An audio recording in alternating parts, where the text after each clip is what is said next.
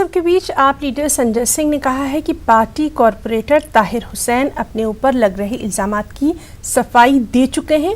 कसूरवार कोई भी हो उसे हरगिज बख्शा नहीं जाएगा। पुलिस मामले की आज़दाना तफ्तीश करे, कसूरवारों के खिलाफ कार्रवाई करे और आईबी अफसर अंकित की हलाकत के लिए ताहिर हुसैन को जिम्मेदार ठहराया जा रहा है। इसी का जवाब देते हुए संजय सिंह ने ये बात कही।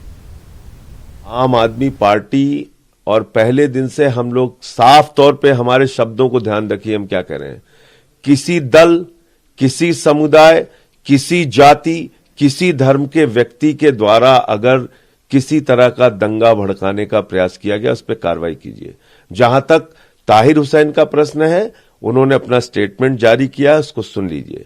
लगातार जब उनके घर के अंदर भीड़ घुसी, उन्होंने पुलिस अधिकारियों को सूचना दी है, 100 नंबर पे कॉल किया है, एक एक चीज की मीडिया को जानकारी दी कि किस तरीके से उनके घर के अंदर मॉब घुसी और उन्होंने लगातार अपने को बचाने के लिए पुलिस वालों से मदद मांगी।